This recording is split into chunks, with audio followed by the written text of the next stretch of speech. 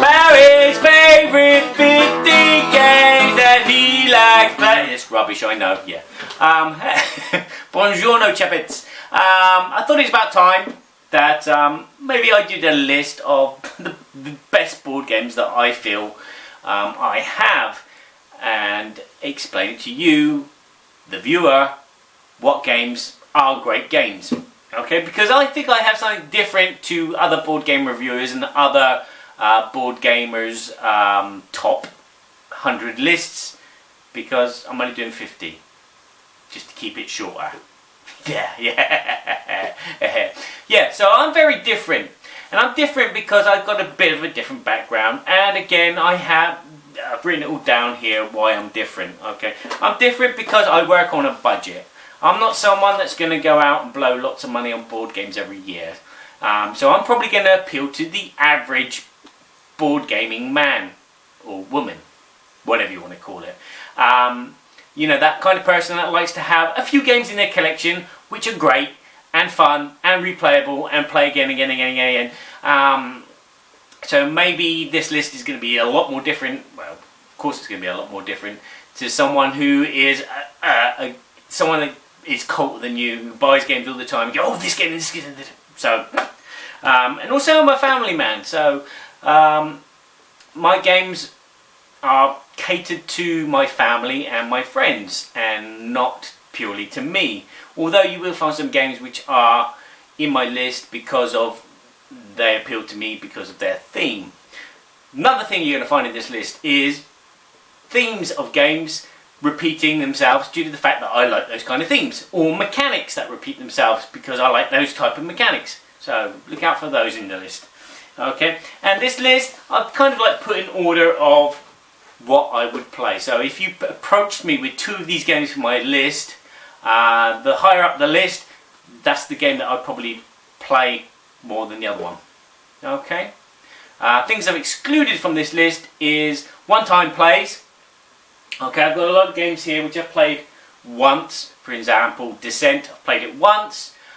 I found it good, but I can't really judge the criteria of the game because I haven't played it enough times, whereas a lot of the games on these lists, well, in fact all of these games on the list I've played buckets of times, and so I know how they feel. Marco Polo, I've played it once, it's a good game, but where can I put it on the list? I can't really justify it, so that's not on there. And again, I've eliminated games where they're going to come out. If I've had like the privilege to play like a Kickstarter game before it's even been published, they're off the list because I don't think it's just. So there you go. This is my list then. I'm going to start now. I'm going to make up another theme song, I think. No, I'm not. Okay, I'm going to start with number 50. Take it away, Barry.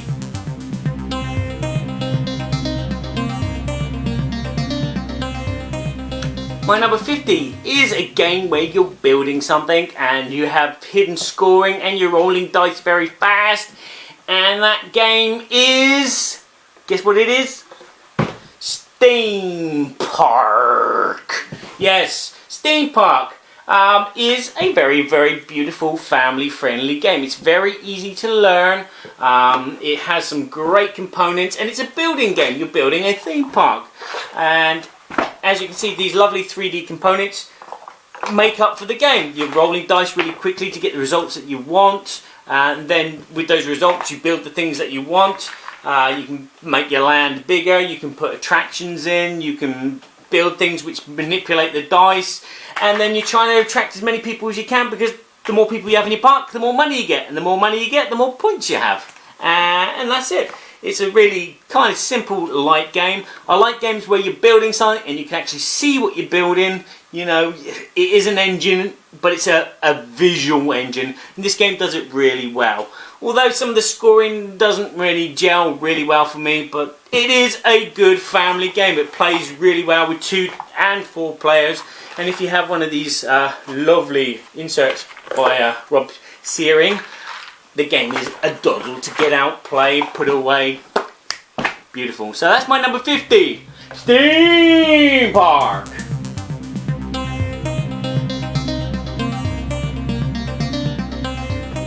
My number 49 is a party game. And it's a party game which brings out a lot of laughs, and it's a game which is extremely easy to play and pick up and play, even though people will say, oh, I'm no good at drawing. Do you know what it is?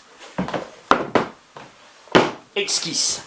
Or for you English speaking people, it's called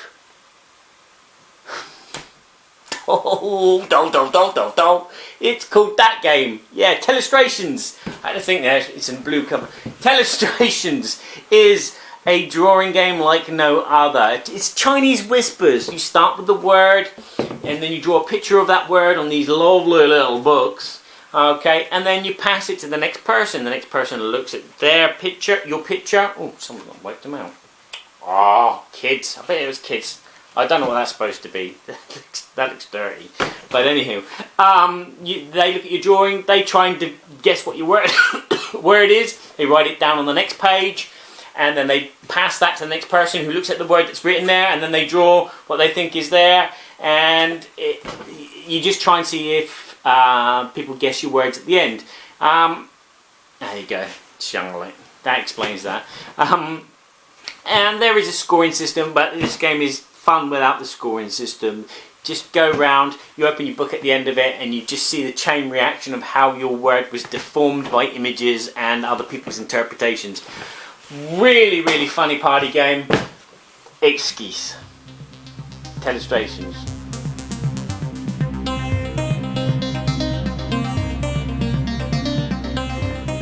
Now, my number 48 is a classic game which involves cards, and you will probably all hate me for this, but I have to say that Uno is a really fun game for me. I've played this all my life and I still play it today, but the difference is I play with house rules. Yes, house rules. Okay, house rules. What are house rules? Well, they're rules that are not included in the box. For example, we play with, I can't think of the word that we could use for it, but we chaining, basically. There you go, chaining. So if someone plays a pick up 2 card, you can play a pick up 2 on top, and so the next person has to pick up 4. And then that player can either put another 2 or a +4 and change the suit or whatever. And so the next person has to pick up 8. And so this just big chain, and then someone just ends up with a big bomb of cards in their hand. Now you're probably saying to yourself, that's unfair and that sounds really, really pants. Well, there's another rule that we have. The 0 rule. If someone plays a 0 card, everyone has to pass their hand over to the player on the left or onto the right, depending on which way round it's going. We never score, but this is just fun. How many times have we played this? We've played this lots of times. It goes down well with everybody. Although the serious gamers, it doesn't go down too well with. But we have a laugh, families, all the time. This comes out, so I play this a lot and I enjoy it. That's my number 48. Uno.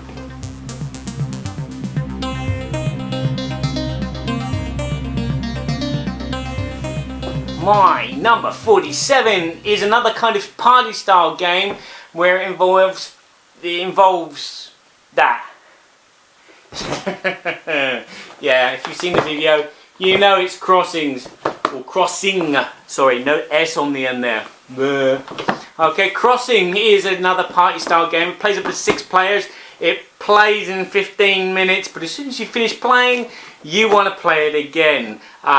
There's nothing better than stealing stuff from other players, trying to get the most gems in front of you by just pointing each turn, and then knowing when to bank your gems just at the moment someone's going to nick them. So this game is just fun, trying to read other players, what they're going to do on this round. You know, each round you're like debating whether you're going to go for that gem, steal their gems, or... And you do it all by just visually looking at the other players and calculating. This game is just hilarious fun. I can't recognise it enough. I can't recognise it. I can't recommend it enough. That is my 47 Crossing.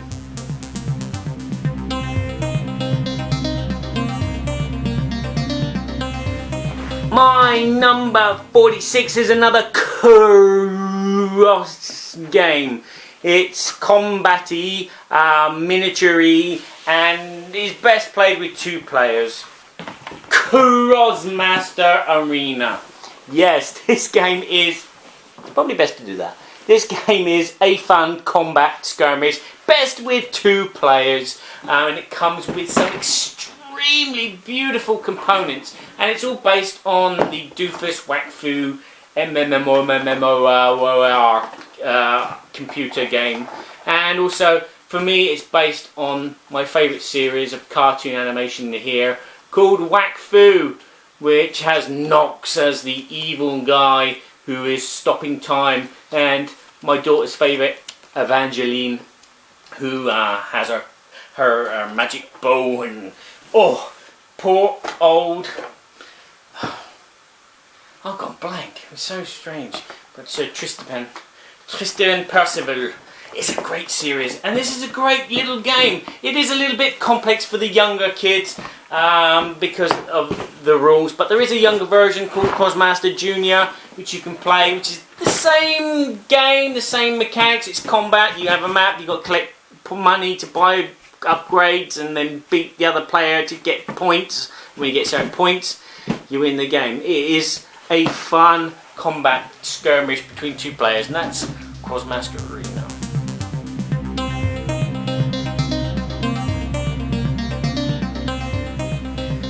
My number 45 is another party style kind of game for children, but mainly for adults. And this pushed out another game which I really adore called Set. This game is Bazaar. Yes, ghost hunting is fun again. Yeah, Ghostbusters, look out. This is a speed mental game where you have a deck of cards, and each turn player reveals one, and then you're looking for the object which is not represented in the card or is represented in the card, and then you have these physical wooden objects which you have to grab. And if you grab the right one, yeah, you win the card, which is a point. If you grab the wrong one, you lose a card. This game is just rapid fun. It is fast firing. It is very cerebral. Again, it's a game that hits the table a lot because it is just quick, it's small, it's portable. Take it on holiday with us, and we just have a laugh. We play it once, and then we want to play it again. And then we add in extra rules. There's other rules in this game. You don't just have the base rules, you have some other versions that you can play. So, great fast playing game. Bazaar. Bazaar is bizarre. Yes, Bazaar is bizarre.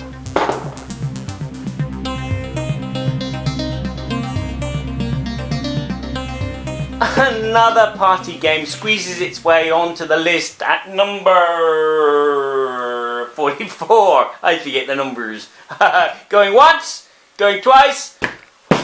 Yes, Going Gone is a really fast, rapid fire party game where you're trying to collect sets of things either by the country that they're made in or by the set they are. They could be like baseball cards, or they could be music, and this is all done by real time. You're dropping cubes, which represents your money, into jars, which is allocated to whatever is on the auction, and that's basically it. But it is fast, it's rapid, it's easy, it's fun, but at the same time it is this cerebral thing going on again. What the other player is going to go for, what do you need, what do you want, what do you not mind having, and then allocating the amount of money that you're going to use to bid for things. This is a bidding auction game, as they should be. It'd be great to have this in some other kind of game,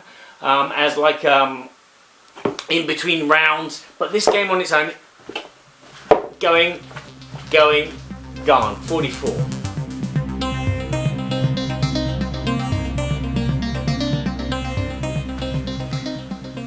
My number 43 is another party style game which can handle a large group of people and is very, very wrigglesome, chucklesome, funny, and it comes in a small little tin, and it's about caveman noises. Yes, it's Unga Bung. It's a little deck of cards which have a lot of caveman sounds on them, and basically players are playing one card down, like poo. They go poo, yeah, and they point to another player. That player then turns over a card which is in front of them, and it's another word. So they got to go glue, poo, yeah. And then the next player, and it just builds up this big chain of words. So you'll have a yakaho mo poo ah, because there's some in there as well, and it's just a really quick playing, really like kids game. It's great with kids. Kids love making these noises and doing the silly signs and having to remember what cards have gone before. You can play it two different ways. You can play it in a way so like the words are revealed, like that, or you can play it so the words are hidden, so you have to remember. And you can call players out if they've made an error at any time. Sorry. this pleases the inner kid in me. And again, this is a great party game. If you ever have a party. Do you not have parties? No. Oh. Sorry for you. But anyway, that's my number 43, Unga Bunga.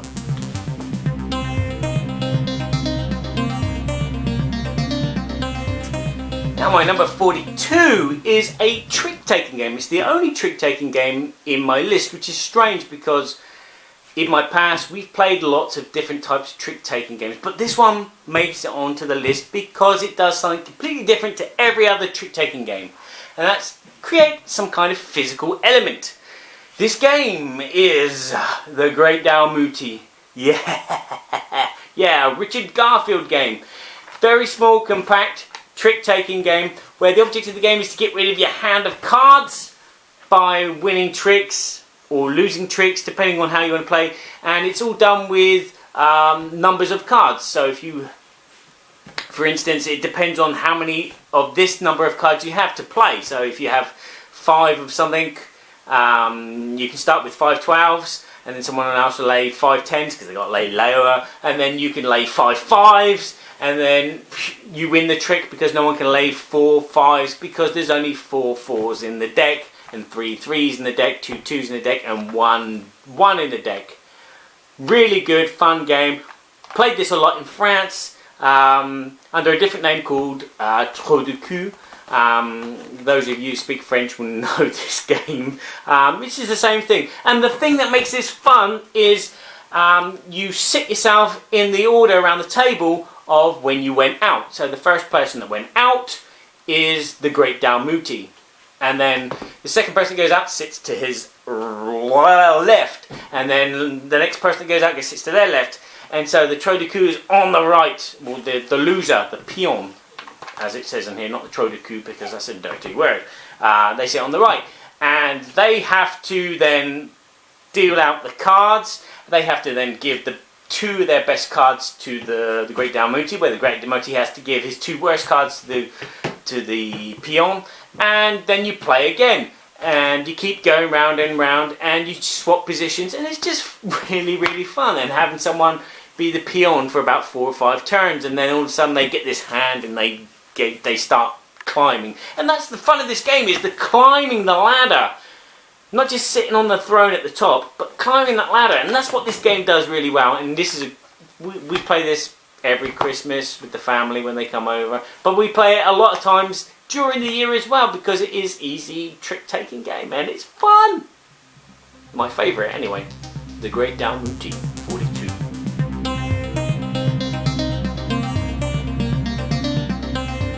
And finally, my 41 is a co-op game, which you won't find a lot of it in my list because I'm not really a big fan of co-op, apart from the fact that you can play co-op games solo, on your own, on your Todd. This is a fantastic looking game, which is really simple and probably the best Matt Leacock game out there. Forbidden Desert.